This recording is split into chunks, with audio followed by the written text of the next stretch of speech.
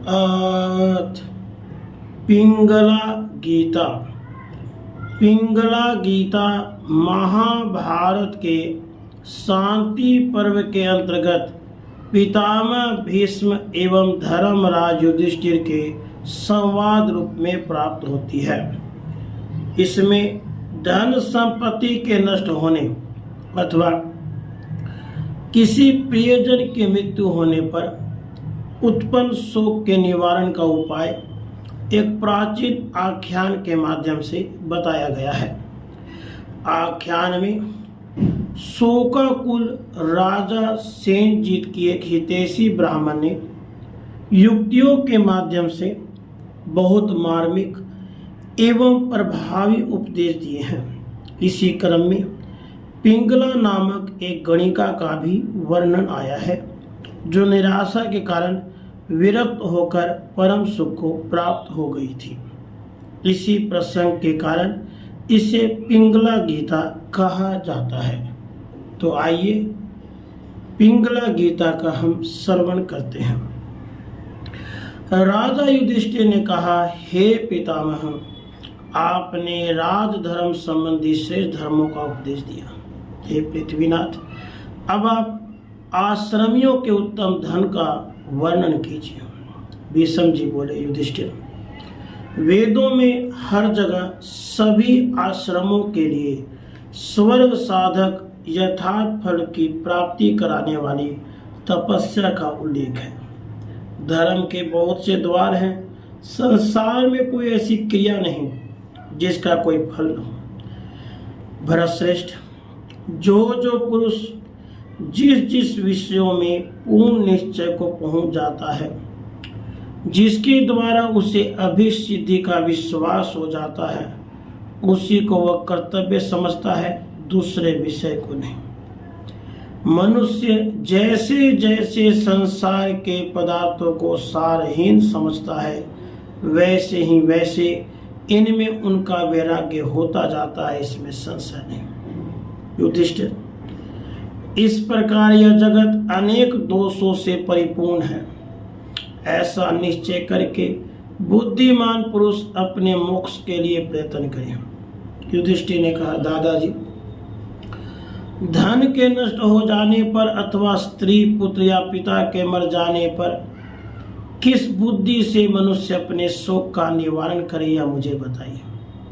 भीष्म जी ने कहा, वत्स, जब धन नष्ट हो जाए अथवा स्त्री पुत्र या पिता की मृत्यु हो जाए, तब संसार कैसा दुखमय है, यह सोचकर मनुष्य शोक को दूर करने वाले सम दम आदि साधनों का अनुष्ठान करे। इस विषय में किसी हितैषी ब्राह्मण ने राजा सेनजीत के पास आकर उन्हें जैसा उपदेश दिया था, उसी प्राचीन इतिहास को विद्वान पुरुष दृष्टांत के रूप में प्रस्तुत किया करते हैं।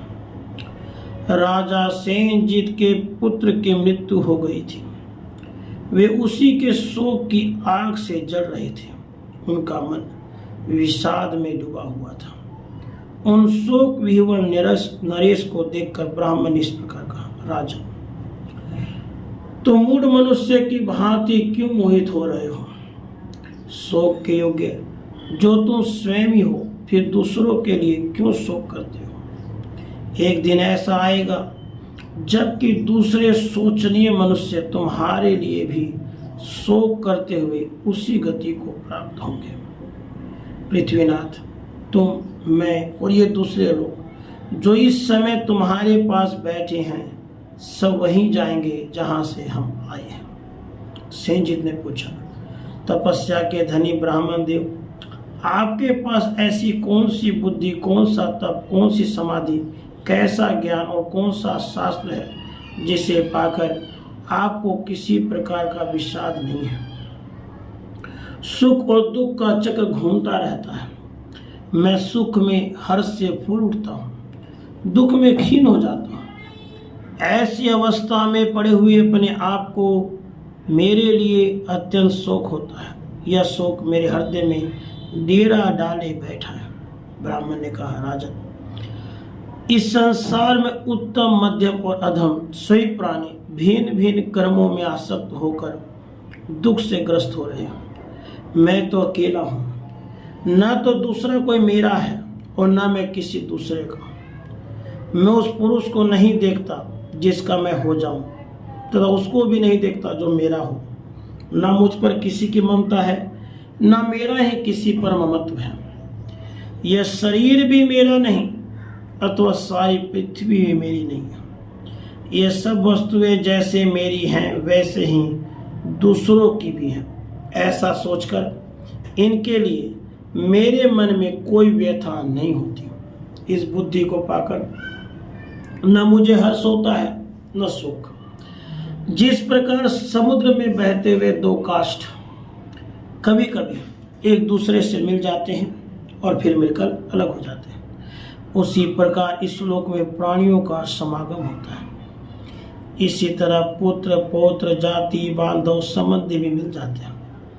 उनके प्रति कभी आसक्ति नहीं बढ़ानी चाहिए, क्योंकि एक दिन उनसे विछोह होना निश्चित है। तुम्हारा पुत्र किसी अज्ञात स्थिति से आया था और अब अज्ञात स्थिति में ही चला गया है। न वह तुम्हें जानता था और न तुम उसे जानते थे। फिर तुम उसके लिए कौन होकर किस लिए शोक करते? संसार में विषयों की तृष्णा से जो व्याकुलता होती है उसी का नाम दुख है, और उस दुख का विनाशी सुख है। उस सुख के बाद पुनः कामना जनित दुख होता है। इस प्रकार बारंबार दुख ही होता रहता है। सुख के बाद दुख, दुख के बाद सुख आता है। मनुष्यों के लिए सुख और दुख चक्र की भांति घूमते रहते हैं। इस समय तुम सुख से दुख में आ पड़े हो, अब फिर तुम्हें सुख की प्राप्ति होगी। यहाँ किसी प्राणी को न तो सदा सुख ही प्राप्त होता और न सदा दुखी। यह शरीर ही सुख का आधार है और यही दुख का भी आधार है। देहाभिमानी पुरुष शरीर से जो जो कर्म करता है उसी के अनुसार वह सुख और दुख रूप फल भोगता है। यह जीवन स्वभावतः शरीर के साथ ही उत्पन्न होता है। दोनों साथ साथ अलग अलग रूपों में रहते हैं और साथ ही साथ नष्ट हो जाते हैं। मनुष्य नाना प्रकार के स्नेह बंधनों में बंधे हुए हैं, अतः वे सदा विषयों की आसक्ति से घिरे रहते हैं। इसलिए जैसे बालू द्वारा बनाए हुए पुल जल के वेग से बह जाते हैं, उसी प्रकार उन मनुष्यों की विषय कामना सफल नहीं होती, जिससे वे दुख पाते रहते हैं। तेली लोग तेल के लिए जैसे तिलों को कोल्हू में पेरते हैं, उसी प्रकार स्नेह के कारण सब लोग अज्ञान जनित कलेशों द्वारा सृष्टि चक्र में पीस रहे हैं। मनुष्य स्त्री पुत्र आदि कुटुंब के लिए चोरी आदि पाप कर्मों का संग्रह करता है, किंतु इस लोक और परलोक में उसे अकेले ही उन समस्त कर्मों का क्लेश में फल भोगना पड़ता है। स्त्री पुत्र कुटुंब में आसक्त हुए सभी मनुष्य उसी प्रकार शोक के समुद्र में डूब जाते हैं, जैसे बूढ़े जंगली हाथी दलदल में फंसकर नष्ट हो जाते हैं। प्रभु, यहाँ सब लोगों को पुत्र धन कुटुंबी तथा संबंधियों का नाश होने पर दावानल के समान दाह उत्पन्न करने वाला महान दुख प्राप्त होता है, परंतु सुख दुख अथवा जन्म मृत्यु आदि यह सब कुछ प्रारब्ध के अधीन है। मनुष्य हितैषी सुहृदों से युक्त हो या न हो, वह शत्रु के साथ हो जाता है या मित्र के, बुद्धिमान हो या बुद्धिहीन, देव की अनुकूलता होने पर ही सुख पाता है। अन्यथा न तो सुहृद सुख देने में समर्थ है, न शत्रु दुख देने में समर्थ है, न तो बुद्धि धन देने की शक्ति रखती है और न धन ही सुख देने में समर्थ होता है। न तो बुद्धि धन की प्राप्ति में कारण है, न मूर्खता निर्धनता में। वास्तव में संसार चक्र की गति का वृत्तांत कोई ज्ञानी पुरुष ही जान पाता, दूसरा नहीं। बुद्धिमान शूरवीर मूढ़ डरपोक गूंगा विद्वान दुर्बल बलवान जो भी भाग्यवान होगा, देव जिसके अनुकूल होगा उसे बिना यत्न के ही सुख प्राप्त होगा। दूध देने वाली गौ बछड़े की है या उसे दूहने अथवा चराने वाले ग्वाले की है या रखने वाले मालिक की है, अथवा उसे चुरा कर ले जाने वाले चोर की। वास्तव में जो उसका दूध पीता है उसी की वह गाय है, ऐसा विद्वानों का निश्चय। इस संसार में जो अत्यंत मूढ़ है और जो बुद्धि से परे पहुंच गए हैं वे ही मनुष्य सुखी हैं। बीच के सभी लोग कष्ट भोगते हैं। ज्ञानी पुरुष अंतिम स्थितियों में रमण करते हैं, मध्यवर्ती स्थिति में नहीं। अंतिम स्थिति की प्राप्ति सुख स्वरूप बताई जाती है और उन दोनों के मध्य की स्थिति दुख रूप कही गई है। खोटी बुद्धि वाला मूर्ख मनुष्य अपने कर्मों के शुभ अशुभ परिणाम की कोई परवाह न करके सुख से सोता है, क्योंकि वह कंबल से ढके हुए पुरुष की भांति महान अज्ञान से आवृत रहता है। किंतु जिन्हें ज्ञान जनित सुख प्राप्त है, जो द्वंद्वों से अतीत है तथा जिनमें मत्सरता का अभाव है, उन्हें अर्थ और अनर्थ कभी पीड़ा नहीं देते। जो मूर्खता को लांघ चुके हैं परंतु जिनको ज्ञान प्राप्त नहीं है, वे सुख की परिस्थिति आने पर अत्यंत हर्ष से फूल उठते हैं और दुख की परिस्थिति में अतिशय संताप का अनुभव करने लगते हैं।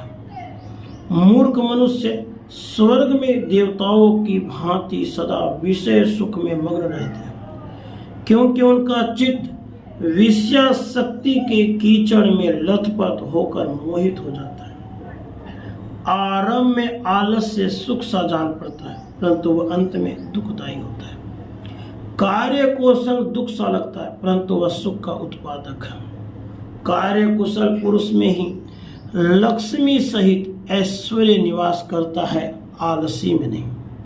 अतः बुद्धिमान पुरुष को चाहिए कि सुख या दुख, प्रिय या अप्रिय, जो जो प्राप्त हो जाए उसका हृदय से स्वागत करे, कभी हिम्मत न हारे।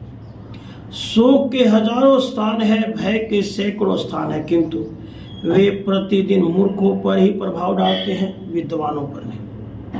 जो बुद्धिमान, ऊहापोह में कुशल, शिक्षित बुद्धि वाला, अध्यात्म शास्त्र के श्रवण की इच्छा रखने वाला, किसी के दोष न देखने वाला, मन को वश में रखने वाला और जितेंद्रिय है, उस मनुष्य को शोक कभी छू भी नहीं सकता।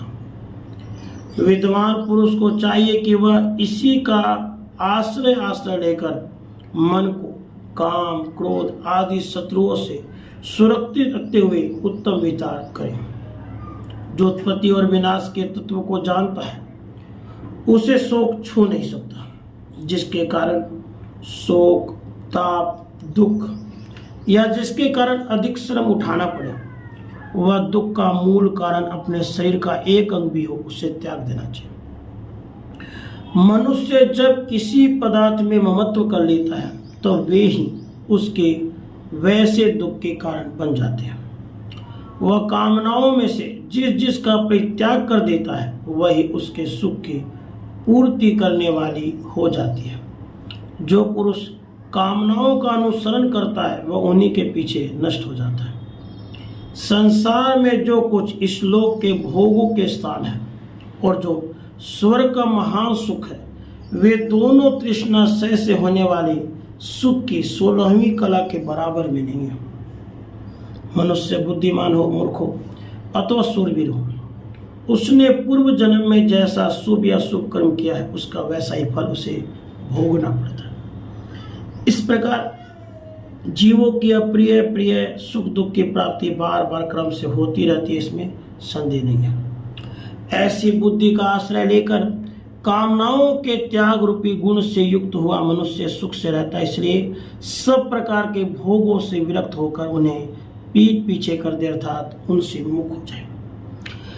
हृदय से उत्पन्न होने वाला यह काम हृदय में ही पुष्ट होता है, फिर यही मृत्यु का रूप धारण कर लेता है, क्योंकि जब इसकी सिद्धि में कोई बाधा आती है तब विद्वानों द्वारा यही प्राणियों के शरीर के भीतर क्रोध के नाम से पुकारा जाता है। कछुआ जैसे अपने सभी अंगों को सबों से समझ लेता है, उसी प्रकार यह जीव जब अपनी सब कामनाओं को संकोच कर देता है तब यह अपने विशुद्ध अंतःकरण में ही स्वयं प्रकाश स्वरूप परमात्मा का साक्षात्कार कर लेता है। जब यह किसी से भय नहीं मानता और इससे भी किसी का भय नहीं होता, जब यह किसी वस्तु को न तो चाहता है और न उससे द्वेष ही करता है, तब परब्रह्म परमात्मा को प्राप्त कर लेता है। जब ये साधक सत्य और असत्य अर्थात जगत के व्यक्त और अव्यक्त पदार्थों का, शोक और हर्ष का, भय और अभय का, प्रिय और अप्रिय आदि समस्त द्वंद्वों का परित्याग कर देता है, तब उसका चित्त शांत हो जाता है। जब धैर्य संपन्न ज्ञानवान पुरुष किसी प्राणी के प्रति मन, वाणी और क्रिया द्वारा पापपूर्ण बर्ताव नहीं करता, तब परब्रह्म परमात्मा की प्राप्ति कर लेता है। खोटी बुद्धि वाले मनुष्यों के लिए जिसका त्याग करना कठिन है, जो मनुष्यों के जीर्ण हो जाने पर भी स्वयं कभी जीर्ण नहीं होता, जो प्राणों के साथ जाने वाला रोग बनकर रहता है, उस तृष्णा को जो त्याग देता है उसी को सुख मिलता है। राजन, इस विषय में पिंगला की गाई हुई गाथाएं सुनी जाती है, जिसके अनुसार चलकर संकट काल में भी उसने सनातन धर्म को प्राप्त कर लिया था। एक बार पिंगला वेश्या बहुत देर तक संकेत स्थान पर बैठी रही, तब भी उसका प्रियतम उसके पास नहीं आया। इससे वह बड़े कष्ट में पड़ गई, फिर भी शांत रहकर इस प्रकार विचार करने लगी। पिंगला बोली, मेरे सच्चे प्रियतम चिरकाल से मेरे निकट ही रहते हैं, मैं सदा ही उनके साथ ही रहती आई हूँ, वे कभी उन्मत्त नहीं होते, परंतु मैं ऐसी मतवाली हो गई थी कि आज से पहले उन्हें पहचान ही न सके। जिसमें एक ही खंभा 9 दरवाजे हैं, उस सही रूपी घर को आज से मैं दूसरों के लिए बंद कर दूंगी। यहाँ आने वाले उस सच्चे प्रीतम को जानकर भी कौन नारी किसी हाड़ मांस के पुतले को अपना प्राण वल्लभ मानेगी। अब मैं मोह निद्रा से जग गई हूँ, निरंतर सजग हूँ, कामनाओं को भी त्याग कर चुकी हूँ, अतः वे नरक रूपी धूर्त मनुष्य काम का रूप धारण करके अब मुझे धोखा नहीं दे सके। भाग्य से अथवा पूर्वकृत शुभ कर्मों के प्रभाव से कभी कभी अनर्थ भी अर्थरूप हो जाता है, जिससे आज निराश होकर मैं उत्तम ज्ञान से संपन्न हो गई हूँ। अब मैं जितेंद्रिय हो गई हूँ। वास्तव में जिसे किसी प्रकार की आशा नहीं है, वही सुख से सोता है। आशा का न होना ही परम सुख है। देखो, आशा को निराशा में परिणत करके पिंगला सुख की नींद सोने लगी। भीष्म जी कहते हैं, राजन, ब्राह्मण के कहे हुए इन पूर्वोक्त तथा अन्य युक्त वचनों से राजा सेनजीत का चित्त स्थिर हो गया। वे शोक छोड़कर सुखी हो गए और प्रसन्नता पूर्वक रहने लगे। इति श्री महाभारते शांति पर्वणि मोक्ष धर्म पर्वणि पिंगला गीता संपूर्णा। राधे कृष्ण।